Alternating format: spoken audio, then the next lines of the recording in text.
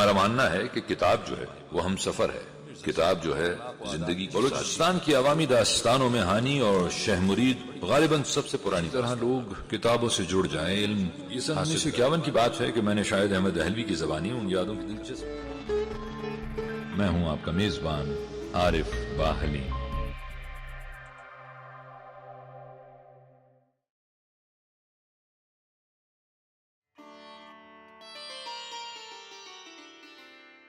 वापसी पर अब वो दूसरे रास्ते पर दूसरी पगडंडियों पर चल रहे थे। ये बहरहाल सड़क पे उसी जगह जाकर निकलती थी जहां से उन्होंने खेतों में कदम रखा था। बच्चा अब उसके बाजू के हल्के से निकलकर दौड़ता हुआ बाहर के खुदरौ फूल तोड़ तोड़ कर जमा कर रहा था। पगडंडी के दोनों किनारों पर अलसी के शोख सुर्ख रंग के नन्हे नन्हे नाजुक फूल हजारों की तादाद में उगे हुए थे, जिन पे नजर न ठहरती थी। बीच में लाला के कई बड़े बड़े सुर्ख फूल थे, जिनमें कहीं कहीं बनफशी फूलों के छींटे भी थे। एक जगह जंगली गुलाब का पौधा था, जिसका फूल तोड़ते तोड़ते कांटा उसके बेटे की उंगली में चुभ गया और वो हल्की सी चीख मारकर उंगली को उस जगह से चूसने लगा जहां पर खून का नन्हा सा कतरा उभर आया था, जिसमें सूरज चमक रहा था।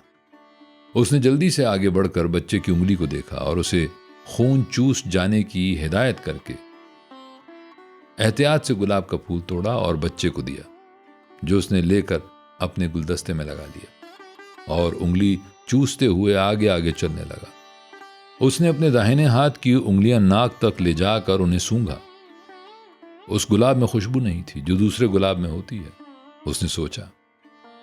उसे अपना बाप याद आया, जो जब तक जिंदा रहा अपने शिकार के महंगे शौक में पैसे उड़ाने और कोई काम काज न करने की बिना पर कुंबे भर में अच्छी नजर से न देखा जाता था, जिसकी गैर जिम्मेदारी और निखट्टूपन की शिकायतें उसने अपनी मां तक से सुनी, जिसको उम्र भर सिर्फ भरपूर तौर पर जिंदगी गुजारने और उसके फलसफे पर गौर करने का शौक रहा, जिसने वही किया जो चाहा और जो दुरुस्त ख्याल किया और जो शायद था भी ऐन दुरुस्त थी। आखिरकार उसने जंगली गुलाब के पौधे के पास खड़े खड़े दूर आगे पगडंडी पर अपने बेटे को दौड़ दौड़ कर खुदरौ फूल जमा करते हुए देखा और उसने सोचा, बेटों को बाप के शुक्राने के लिए उसकी दौलत और इज्जत और उसके रुतबे और शायद उसके कारनामों की भी जरूरत नहीं होती। उनको सिर्फ उस खुशबू की जरूरत होती है जो सिर्फ एक बार सच्चे गुलाब को छूने से हाथों में लगी रह जाती है और जिसका आदमी को पता भी नहीं चलता, मगर बाद में जब अनजाने तौर पर हाथ कहीं सांस के सामने से गुजरता है तो खुशबू का एहसास होता है और आदमी चौंक कर सारे बदन पर उसे तलाश करता है और पोरों तक पहुंच जाता है और उन्हें सांस पर रख कर सूंघता है और उसे याद आता है कि उसके माजी में कहीं एक गुलाब का फूल भी था और वो खुदा का शुक्र अदा करता है। बच्चा उसको पीछे पगडंडी पर रुके देखकर ठहर गया। बाबा, उसने आवाज दी। वो गैर इरादी तौर पर दाहिने हाथ की उंगलियों को नाक के करीब ले गया। बाबा, उसके करीब आने पर बच्चे ने पूछा, वहां क्या कर रहे थे? सोच रहा था बेटे। क्या सोच रहे थे? बच्चे ने शरारत से सवाल किया और भाग उठा। दौड़ शुरू करने से पहले उसने हलक से खुशी की गहरी गूंजदार आवाज पैदा की जो कुछ कुछ बैल के डकारने से मुशाबे थी। अभी तेज अभी हौले दौड़ते हुए उन्होंने कई खेत पार किए। उस रास्ते पर गेहूं और चने के खेत थे और एक खेत में चंद बच्चे कच्चे सब्ज चनों को आग लगाकर उनकी हौले बना रहे थे।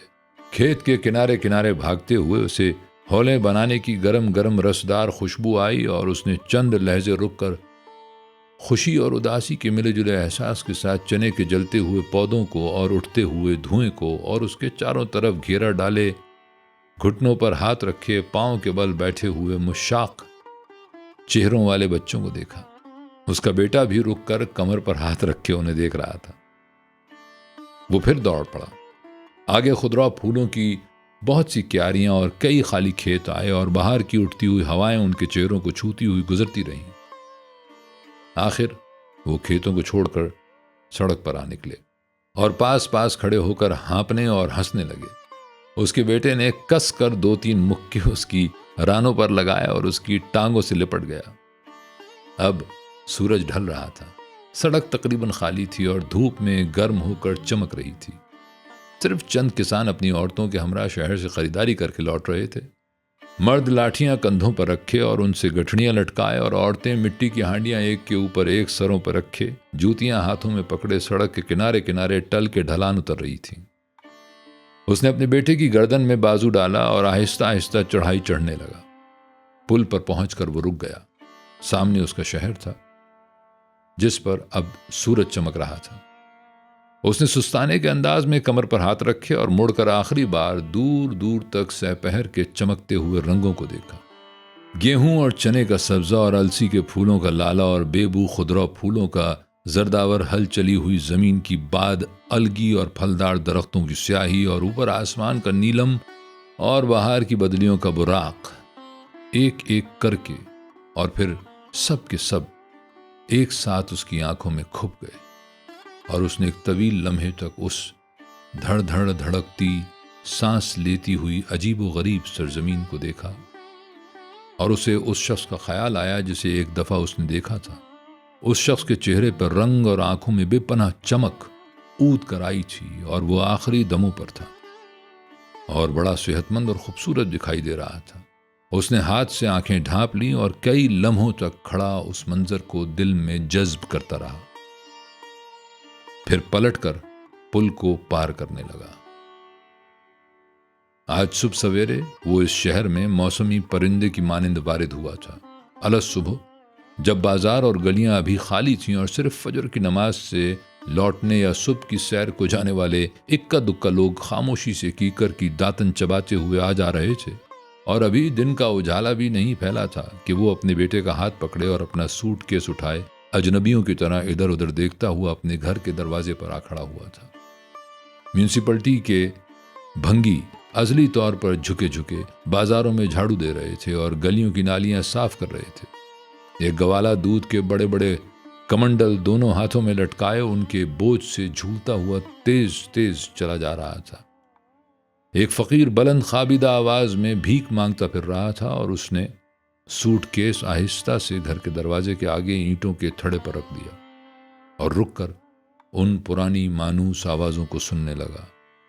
20 बरस गुजर गए थे, मगर दिन की ये सारी अव्वली आवाजें वही थीं जिनको वो अपने लड़कपन में फजर के वक्त अपने बिस्तर में कसमसाता हुआ सुनकर जागा करता था या जाग कर सुना करता था। दरवाजे के आगे सर निहुड़ाए खड़े खड़े चंद लम्हों के लिए उसके पास नीम खाबीदगी का वो लजीज और गैर हकीकी आलम लौट आया था जिसमें सोने और जागने और सुनने के अमल को एक दूसरे से जुदा नहीं किया जा सकता था, और जो यहां से जाने के बाद उसको किसी ख्वाबगाह में और किसी बिस्तर में कभी नसीब नहीं हुआ था। उसने हाथ उठाकर 2 उंगलियों से हौले हौले दरवाजा खटखटाना शुरू किया। 1 बार, 2 बार, 3 बार। उसका बेटा हैरानी से चारों तरफ मोहल्ले के ऊंचे ऊंचे मकानों को देख रहा था। 2 सफेद कबूतर किसी मुंडेर से उड़कर मध्यम आसमान पर से गुजरे। किसी ने ऊपर की मंजिल की खिड़की खोली। कौन है? एक लड़की ने खिड़की से सर निकालकर सोई सोई आवाज में पूछा। मैं हूं, वो सर उठाकर अहमकों की तरह बोला। लड़की का चेहरा गायब हो गया और खिड़की के बंद होने की आवाज आई। उसने घबरा कर चारों तरफ देखा, फिर जीने पर कदमों के उतरने की आवाज उभरी, फिर दरवाजा खुला। मामू जान, लड़की ने सांस रोककर जेरे लब कहा। उसने मुतलाशी नजरों से उस लंबे कद और छरेरे बदन की नौजवान लड़की को सर से पांव तक देखा और पहली बार शऊरी तौर पर उसे इतनी उम्र के गुजर जाने का एहसास हुआ। उसने सूटकेस उठाकर ड्योढ़ी में रखा और उस अजनबी लड़की को अपने साथ लगा लिया। ऊपर की मंजिल पर एक दरवाजे के खुलने और बंद होने की मध्यम सी आवाज आई। उसने सीढ़ियों पर कदम रखा। पत्थर के जीने और दीवारों के लावक्त रंग और रोगन को देखकर आनन फान वो 20 बरस को जैसे एक जस्त में फलांग कर अपने लड़कपन में जा खड़ा हुआ और सर झुकाकर आहिस्ता आहिस्ता कदम कदम सीढ़ियां चढ़ते हुए उसको अजनबियत और मानूसियत का वो अजीब व गरीब मिला जुला एहसास हुआ जो लंबी जलावतनी के बाद घर आने वालों का होता है, और जो सिर्फ कान और आंख ही में नहीं, बदन की सारी जिल्द पर और उसके नीचे लहू की सरसराहट तक में महसूस किया जाता है। और जिससे रोंगटे खड़े हो जाते हैं और वक्त यकसर गुम हो जाता है। उसने सर उठाकर देखा। जीने के ऊपर उसकी बहन चौखट का सहारा लिए उसकी मुंतजिर खड़ी थी। उसका सर आधे से ज्यादा सफेद हो चुका था और उसके चेहरे की जिल्द ढीली पड़ गई थी और उसकी बड़ी बड़ी फैली हुई आंखों में वो खला था जो दुखी औरतों की आंखों में पैदा हो जाता है। वो उससे दूसरी सीढ़ी पर रुका। दिन के बढ़ते हुए उजाले में चुप उसे देखता रहा। वो उससे सिर्फ 5 साल बड़ी थी और उसको वो लंबे कद और छरेरे बदन की चुलबुलाती हुई जवान लड़की के रूप में छोड़कर गया था। उस वक्त दूसरी बार उसे उम्र के गुजरने का धचका लगा। फिर उसकी बहन की कांपती हुई कमजोर आवाज आई, सईद। और उसे पता भी न चला कि कब वो हिला और आखिरी 2 सीढ़ियों को फलांग कर उसके करीब पहुंचा और ढीले लिबास में हड्डियों के उस ढांचे को महसूस करके उसका दिल जैसे लहू से बिल्कुल निचड़ गया और वो बच्चों की तरह उसके साथ लिपट गया। उसे सिर्फ इतना पता चला कि वो खस्ता हड्डियों के हल्के फुल्के हिचकियां लेते और हिचकौले खाते हुए ना ताकत बदन को अपने जिस्म के साथ थामे खड़ा है और उस खुशबू को सूंघ रहा है जो फजर की सोती जागती आवाजों की तरह पुरानी और लजीज और मानूस है और जो सिर्फ दूध पीते बच्चों या अपनी बहनों से आती है जिनके साथ आप बचपन में सोए और लड़कपन में खेले हों। एक बार जब उसने सर उठाकर बेमुद्दा सामने देखा तो उसे सिर्फ इतना पता चला कि छरेरे बदन की लड़की और उसका बेटा साथ साथ खड़े आंखें फैलाए परेशानी से उन दोनों को देख रहे हैं और सहन के कोने से जो आसमान का टुकड़ा नजर आ रहा है उस पर 2 सुनहरी कबूतर खुशी से कलाबाजियां खा रहे हैं। इस तरह उसको जानने की ख्वाहिश किए बगैर पता चला कि सूरज निकल आया है और दिल गीला पड़ा है जो बल देकर निचोड़ा जा रहा है। दरअसल उसे कुछ भी पता न चला था। एक ही रंग बू के 2 जिलावतन बदनों में वक्त यकसर गुम हो चुका था।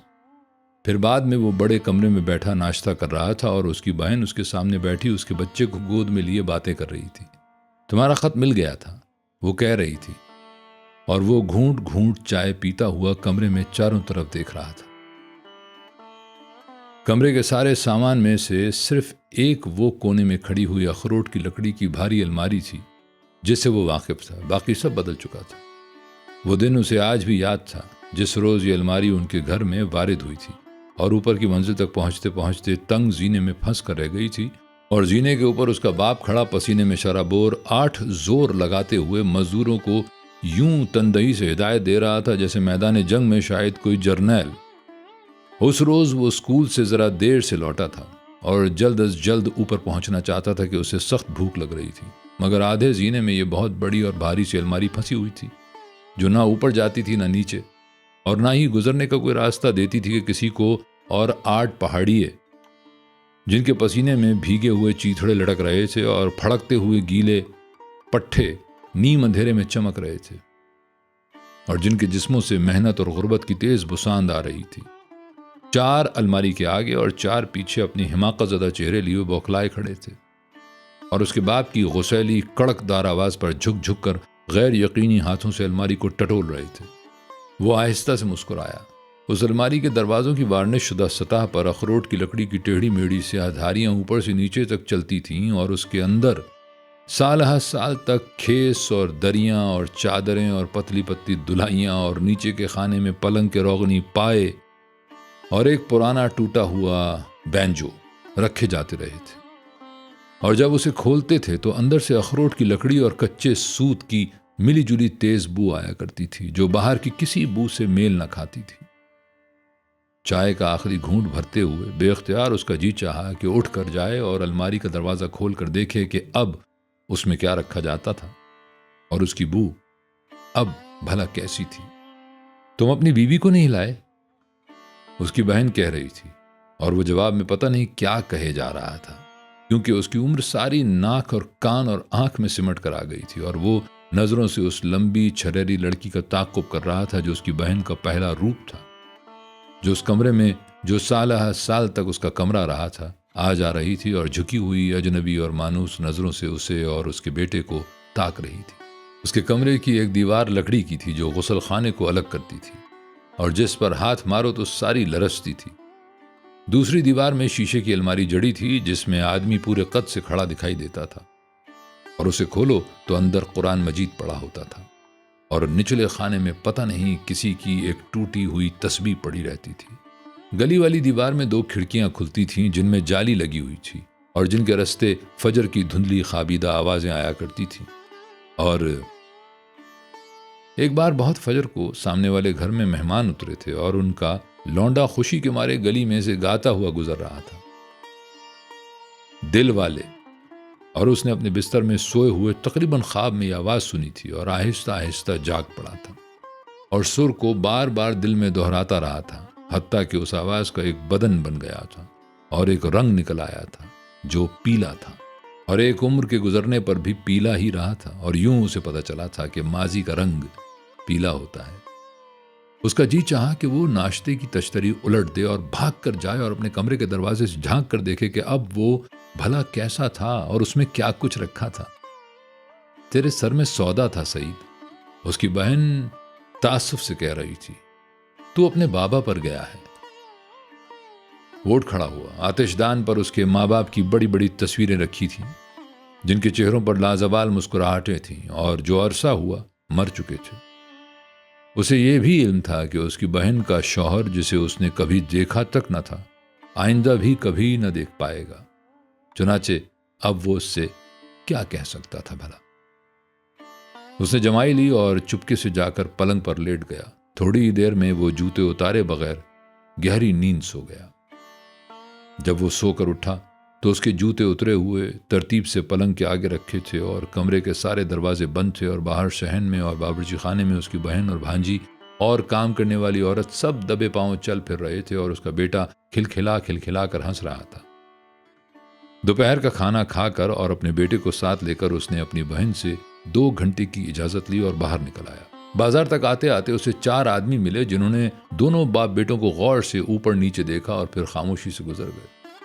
बाजार में दाखिल होने से पहले उसे शदीद हिजाब आलूद अजनबियत का एहसास हुआ और उसने फ्लैट हैट को आंखों पर खींचा और कोट का कॉलर उठा लिया और जेबों में हाथ दिए दिए बाजार और सारे शहर में से गोया सुलेमानी टोपी पहने पहने गुजर गया। किसी ने उसे ना पहचाना था और उससे उसे अजीब से रंज मगर अजीब सी तमानियत का एहसास हुआ था। चुनाचे उस वक्त भी दोबारा शहर में दाखिल होने से पहले उसने फ्लैट हैट को आंखों पर खींचा, कोट का कॉलर उठाया और हाथ जेबों में ठूंस कर पुल से उतरने लगा। इसी तरह अपने फ्लैट हैट और कोट की आड़ में उसने गोल सड़क के किनारे किनारे आधे शहर का चक्कर काटा और बाजार में दाखिल हुआ। सड़क पर घोड़ों और मोटर गाड़ियों की गर्द उड़ उड़कर उसके हैट और कोट के बाजुओं पर जम गई थी और उस रोज की आखिरी धूप में जरा जरा चमक रही थी। सूरज के गिर्द बादल जमा हो रहे थे। बाजार में उसने रहीम शरबत वाले को पहचाना जिसने दाढ़ी रख ली थी और दाढ़ी सफ़ेद थी। वो अपने पुराने मुस्तकिल अंदाज में गद्दी पर बैठा था और उसके हाथ में पंखी थी जिससे वो अपने आगे पड़ी हुई रंग बिरंगे देसी शरबतों की बोतलों पर भिनभिनाती हुई मक्खियों को उड़ाता जा रहा था। रहीम शरबत वाले ने एक दफ़ा इसी जगह पर तने तनहा 7 डाकुओं का मुकाबला किया था, मगर उस जमाने में रहीम मलमल का कुर्ता पहनता था और उसके पट्ठों की मजबूत ढलान और शानों की गोलाई और बाजुओं की मचलियां मलमल में से साफ दिखाई देती थी। अब उसके चेहरे पे सफेद दाढ़ी थी और वो मुश्किल से पहचाना जाता था। फ्लैट हैट की आड़ में उसने कई और लोगों को पहचाना जो अपनी पुरानी दुकानों पर अपने मुस्तकिल अंदाज में बैठे थे। कई लोगों ने उसे देखा और गुजर गए और फिर मुड़कर उसकी चाल से कुछ अंदाजा करने और कुछ याद करने की कोशिश की, मगर 20 साल एक उम्र होती है जो बच्चों को जवान और जवानों को बूढ़ा और यादों को कुंद कर देती है। वो सीधा घर जाने के बजाय दाहिने हाथ की एक गली में मुड़ गया। गली का फर्श ऊंची नीची ईंटों वाला, उसका सारा लापरवाह माजी था जिस पर अनगिनत पुराने कदमों के निशान थे जिनमें कोई फर्क ना आया था। उसने गली को तकरीबन खाली पाकर हैट माथे पर ऊंचा किया और उंगलियां अपने बेटे के बालों में दौड़ाई। बाजार का ऊंची नीची आवाजों वाला उठता और दबता हुआ शोर पीछे रहा जा रहा था।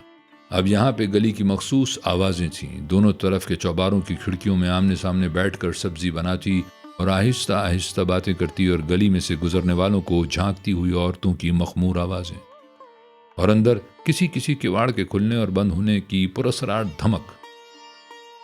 ठंडे अंधेरे कमरों में अनगिनत सुस्ताते और अनदेखी मोहब्बत करते हुए मर्दों और औरतों की पुरस्कार धमक और सपहर का सन्नाटा। उसका जी चाहा कि वो पुराने वक्तों की मानिंद बाजू फैलाकर भागे और शोर मचाता हुआ आगे बढ़े, पर वो बाजू अपने बेटे की गर्दन में डाले एहतियात से पुराने निशानों पर कदम रखता हुआ कड़ी मुस्तकिल चाल से, जो अधेड़ उम्री की और रियाजत के सफर की चाल होती है, गुजरता रहा। और चौबारों की खिड़कियों में टेक लगाए बैठी लड़कियों ने सांस रोके बगैर गर्दन लंबी करके उस बाप बेटे को झांका और ध्यान हटा लिया। और दोपहर के खाने के बाद खुनक तारीक कमरों में मोहब्बत करने और फिर गहरी नींद में बुड़बुड़ाने वाले अनगिनत मर्दों और औरतों को उनका पता भी ना चला। अब ये उसके दोस्त ओम का घर था, जिसकी बहन पुष्पा हर साल उसके राखी बांधा करती थी। और अब वो लोग पता नहीं कहां थे। उस वक्त वो सब प्राइमरी स्कूल में पढ़ा करते थे और हफ्ते में हमेशा एक दो रोज पुष्पा उससे कहती, आज हमने तरकारी पकाई है, और वो सीधा उनके घर चला जाता और उनके दालान के ठंडे फर्श पर बैठकर वो तीनों हल्की हल्की गोल चपातियों के साथ पीतल के झिलमिलाते हुए बर्तनों में तरकारी खाते और बाद में उनके चौबारे की सीढ़ियों पर बैठकर खेलते। और उसके घर वालों को उसकी फिक्र भी ना होती, क्योंकि उस जमाने में उसके दो घर थे, एक अपना और एक ओम और पुष्पा। उसने रुक कर खुले दरवाजे में से अंदर झांका। दालान और चौका और एक कोठड़ी और दाईं तरफ को ऊपर जाता हुआ जीना, सब जगह वही थी, सिर्फ कुंबा अजनबी था। दालान के फर्श पे बैठकर चरखा काटती हुई बूढ़ी औरत ने अपनी बेरंग आंखें उठाकर उसे देखा। क्या है भाई? वो छत की कड़ियों पर नजर दौड़ाता रहा। किसको देखते हो भाई? किसी को नहीं बीबी, उसने आहिस्ता से कहा। चरखे के पास रुई के ढेर को देखकर उसने बेख्याली से सोचा, ये शायद इस साल की है। फिर उसने अपने बेटे के बालों में उंगलियां दौड़ाईं और चल पड़ा। उस घर से एक खुनक सी नामालूम सी बू आया करती थी, जो ओम और पुष्पा से भी आती थी। उसने याद किया, और जब कभी वो दोपहर का खाना खाकर सो जाया करता था, फिर जागने पर आंखें खोलने से पहले ही उसे पता चल जाता था कि वो उस घर में है। और फिर आंखें खोलकर पीतल के कटोरों और थालियों को तारीक चौके की दीवारों पर झिलमिलाते हुए देखता था और उठकर बैठ जाता था। और अब ये घर अजनबी और बेबू हो चुका था, जो कभी उसका अपना था। उसने सोचा, सब चीजें वही थीं, सिर्फ बू उड़ चुकी थी। उसने दिल में कहा, बू जो लामकाम होती है मगर बदन जरूर रखती है, जो सफर करती रहती है मगर मरती भी है। अब वो अपने स्कूल के सामने से गुजर रहा था। उस स्कूल का सबसे बड़ा फायदा यह था कि उनके घरों के पास था, चुनाचे उस इलाके के सब बच्चे यहीं से तालीम शुरू करते थे। ये स्कूल का पिछवाड़ा था, जहां उसका एक दरवाजा और बाकी खिड़कियां थीं। दरवाजा लोहे की सलाखों का बना हुआ था, जैसे जेलों या खजानों का होता है, और खिड़कियों में भी सलाखें लगी थीं। स्कूल का असल गेट पीछे की तरफ था, जहां से गोल सड़क गुजरती थी। उसने बच्चे के कंधे से हाथ उठाया और जाकर खिड़की की सलाखों को पकड़कर खड़ा हो गया और कैदियों की तरह उनसे मुंह लगाकर अंदर देखने लगा। स्कूल में छुट्टी हो चली थी और चपड़ासी कमरों को बंद कर रहे थे और बरामदों में मास्टर अपनी अपनी साइकिलों पे झुके गप्पे मार रहे थे। ये चौथा दर्जा था। उसने कमरे में नजर दौड़ाई। बेतरतीबी से पड़े हुए बदरंग डेस्कों पर स्याहियों के धब्बे थे और ब्लैक बोर्ड पर तकसीम का एक सवाल हल किया हुआ था, जो फिर डस्टर से आधा मिटा दिया गया था। सामने दीवार पर अल्लामा इकबाल की तस्वीर टेढ़ी होकर लटक रही थी। ये चौथा दर्जा है, उसने दिल में दोहराया। यहां वो 1 साल तक बैठता रहा था और उसके साथ एक लड़का बैठता था, जिसके कपड़ों से गंदे सर्फ की स्याही की बू आया करती थी। मगर उससे आगे जो लड़का बैठता था, उससे गीली गाचनी और ताजा तराशी हुई कलमों की खरी खरी खुशबू आया करती थी, जो उसे बड़ी अच्छी लगती थी। मगर उसकी दोस्ती सिर्फ ओम और पुष्पा से थी, जो दूसरी कतार में बैठते थे, और उनके अपने दोस्त थे जो दूसरी कतार के थे। और आधी छुट्टी के वक्त नलके के गिर्द सब जमा होकर अपनी अपनी तख्ती पर गाचनी मलते थे, और जब कोई तख्ती पर हाथ फेरने के लिए गाचनी की डली को एक तरफ रखता तो चुपके से उसे उठाकर अपनी तख्ती पर मल लेते थे और फिर वहीं रख देते थे, और हुजूम की गड़बड़ में किसी को पता न चलता था। उसने आहिस्ता से सलाखों से मुंह उठाया और हाथ से उस जगह को मला जहां उसके माथे पर सलाखों के निशान पड़ गए थे। फिर उसने अपने बेटे के बालों में उंगलियां दौड़ाईं और आहिस्ता से हंसा और वो दोनों फिर गली में चलने लगे। अब ये वो मकान था जो स्कूल के साथ लगता था और जो उसके लिए बड़ा असरार रखता था। इस मकान को देखते ही उसे वो शख्स याद आ गया जो यहां रहा करता था। वो 45-50 के लगभग दुबला पतला और लंबे कद का आदमी था जो खाकसारों की वर्दी पहने रहता था, जिसकी जेबों में हर वक्त उर्दू की अखबारें और पर्चे ठुसे रहते थे। उसके पास एक साइकिल होती थी जिसमें चंद पुरानी ऐनकें लटकती रहती थी। कहने को वो ऐनकों का कारोबार करता था, मगर किसी ने उसको कभी ऐनकें बेचते हुए न देखा था। उसका सिर्फ एक काम था कि बाजार में साइकिल लेकर चलते चलते हर चंद कदम पर रुक जाता और अपनी गहरी आवाज में नारा लगाता, चोर उचक्का चौधरी और गुंडी रन प्रधान। और फिर बच्चों के मासूम फातिहाना अंदाज में इधर उधर देखता था और इर्द गिर्द के दुकानदार और गुजरने वाले लोग उसकी तरफ अपनाइयत से देखते थे और खिसिया कर हंसते थे कि जैसे वो इस नारे का निशाना ना होने के बावजूद इसमें शरीक थे। वो शख्स भी नारा लगाने के बाद खुशदिली से हंसता और गुजर जाता। उस शख्स के लहजे में और चेहरे पर कोई कड़वाहट ना थी, बल्कि सिर्फ खुशदिली और बेजरड़ तंज के आसार होते थे जो उसकी शक्ल सूरत और चाल ढाल से जरा मेल न खाते थे। वो हर एक का दोस्त मालूम होता था, मगर किसी ने उसको कभी किसी के पास रुकते न देखा था। वो लोग सुबह सवेरे स्कूल पहुंचने पर उसको अपनी साइकिल के साथ घर से निकलते और दरवाजे को ताला लगाते हुए देखते और खड़े रहते, जब तक कि वो गली में उतरकर अपनी गहरी और बुलंद आवाज में बिला नागा चोर उचक्का चौधरी और गुंडी रन प्रधान का नारा लगाकर और अपने मासूम फातिहाना अंदाज में सारे बच्चों पर नजर डालकर बाजार की तरफ न चला जाता। जिस रोज वो मरा है किसी को पता भी नहीं चला। 3 रोज तक दरवाजा अंदर से मुकफ्फल रहा था, उसने याद किया।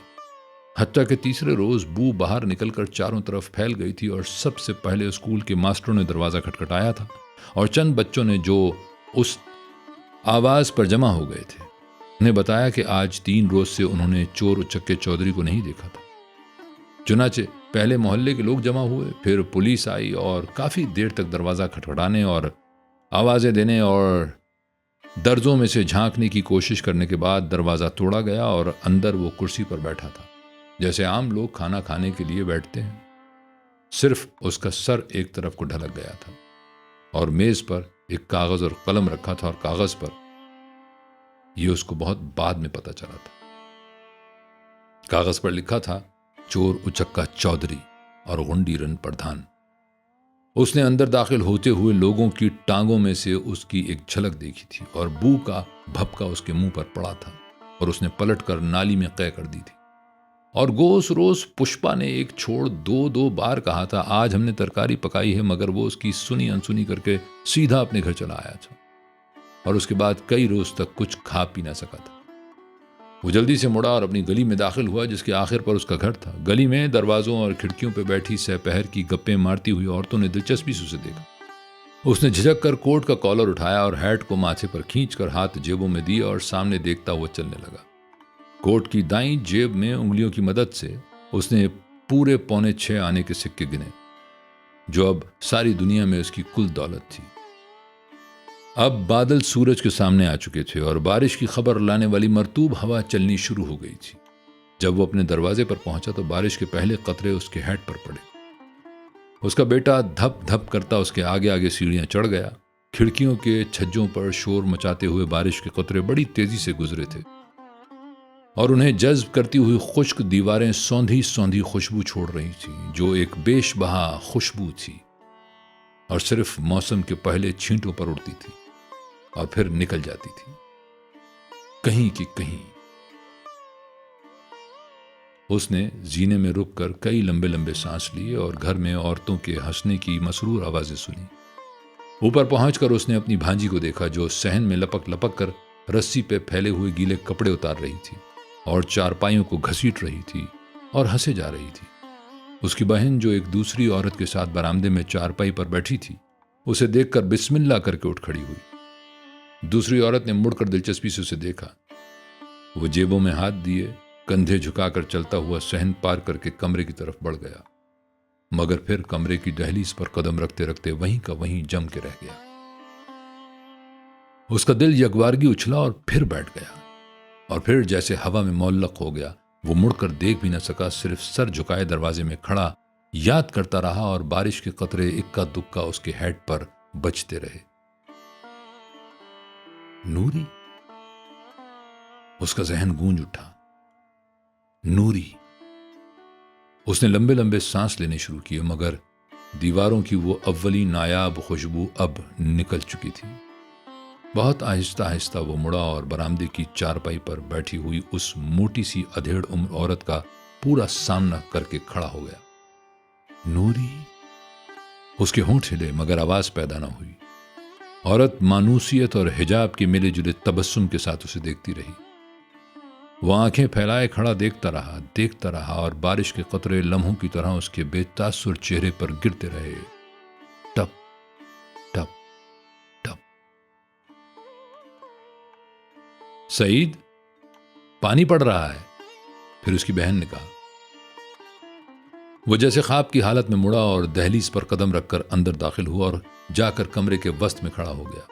उसका बेटा बाहें फैलाए कुर्सी पर बैठा बेख्याली से बाहर बारिश को देख रहा था। वो हाथ जेबों से निकाले बगैर खड़ा रहा और पानी के इक्का दुक्का कतरे उसके हेड पर से कंधों पर और आस्तीनों से फर्श पर गिरते रहे। टप टप टप। वो उस वक्त सिर्फ 11 साल का था और ये बेल की तरह बल खाती, पल पल थिरकती, धम धम करती सीढ़ियां चढ़ती और उतरती और भाग भाग कर गली से गुजरती हुई शहद के रंग की लड़की थी, जो 11 साला दिल का इकलौता शहर थी। नूरी।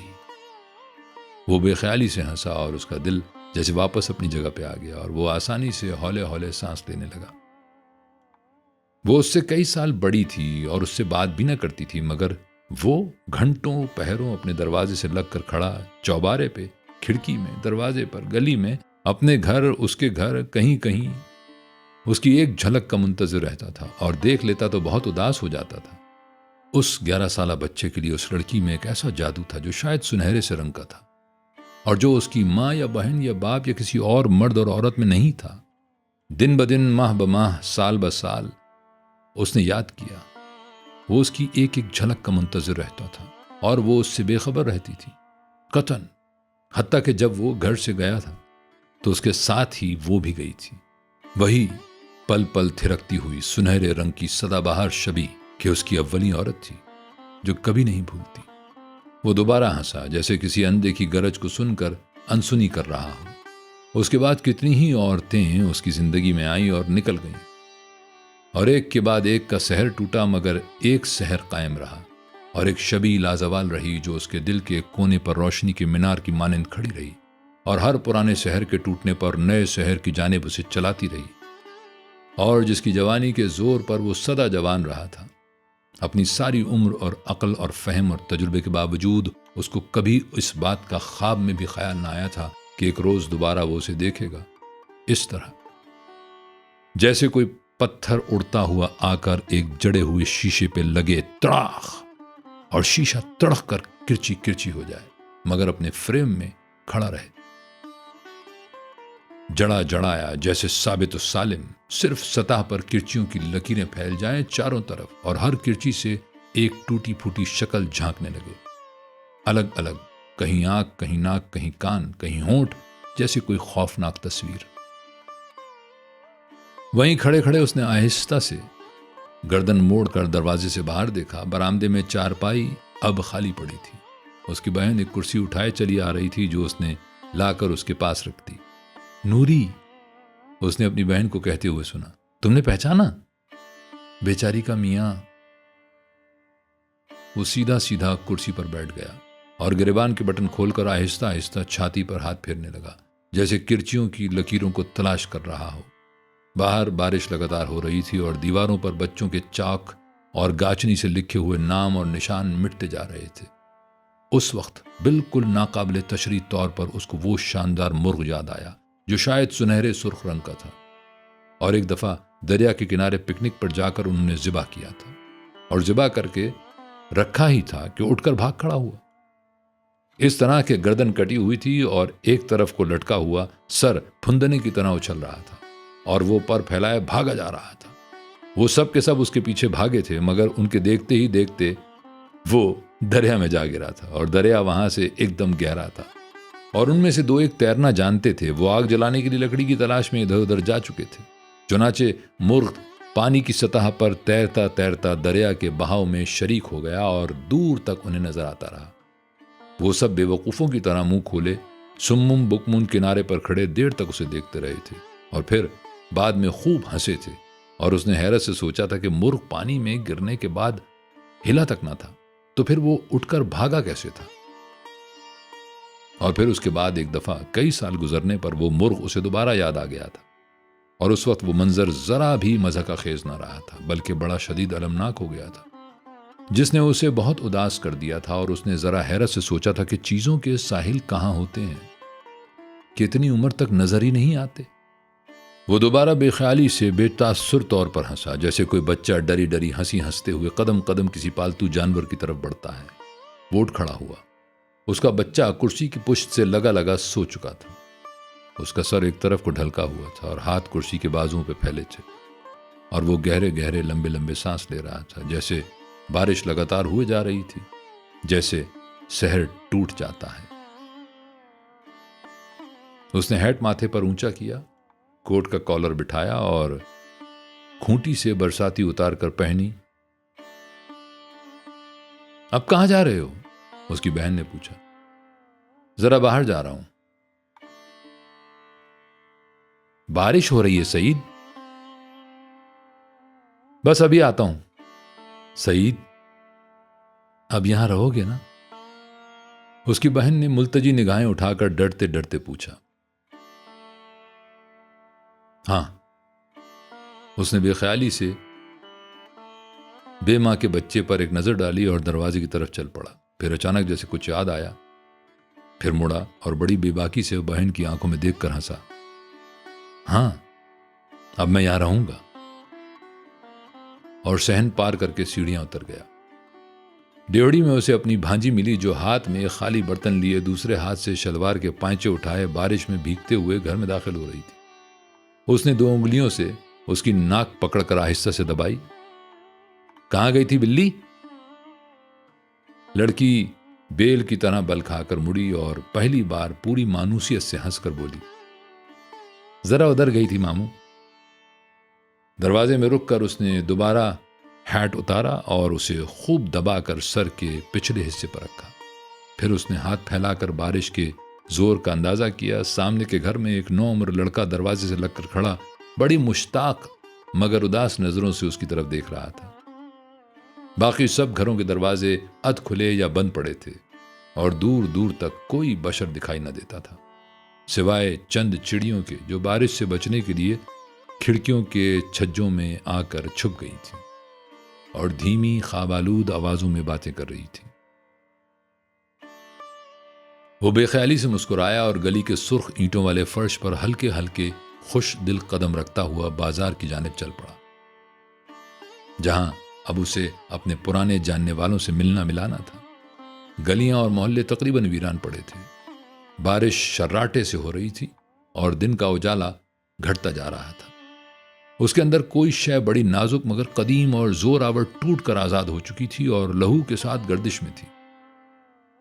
वो दिल के सर होने तक जीता रहा था और इस बात पे ना खुश था ना खफा, बस बारिश के अनगिनत कतरों की थाप को अपने चेहरे पर महसूस कर रहा था और दिल में जानता था कि इनमें न रंग है, न बू है, न लय, सिर्फ हयात है।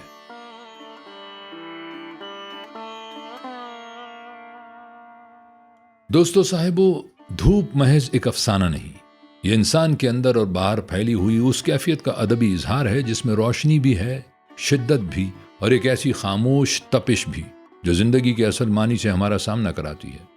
अब्दुल्ला हुसैन ने इस कहानी में जिस सादगी, वक़ार और दाखिली गहराई के साथ इंसानी एहसास को बयान किया है, वो इस अफसाने को महज एक वाक़या नहीं रहने देता, बल्कि एक देरपा तजुर्बा बना देता है।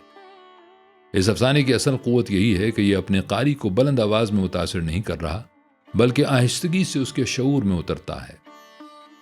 यहां लफ्ज कम हैं मगर उनके पीछे जिंदगी की एक वसी मानवियत मौजूद है। यही बड़े अदब की पहचान है कि वो एक मामूली मंजर एक सादा लफ्ज या एक खामोश लम्हे को ऐसी गहराई दे देता है कि वो कारी के एहसास में देर तक जिंदा रहता है।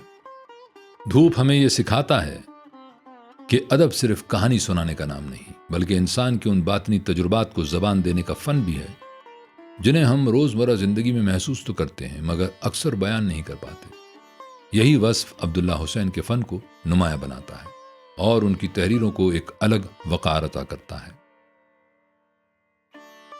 अगर आपको ये पेशकश पसंद आई हो तो चैनल को ज़रूर सब्सक्राइब कीजिए, वीडियो को लाइक और शेयर कीजिए और कमेंट में बताइए कि अगली नशिस्त में आप किस बड़े अफसाना निगार और किस नुमाइंदा अफसाने को सुनना चाहेंगे। मैं हूं आरिफ बाहलीम और आप देख रहे थे बोलती किताबें। सलामत रहें।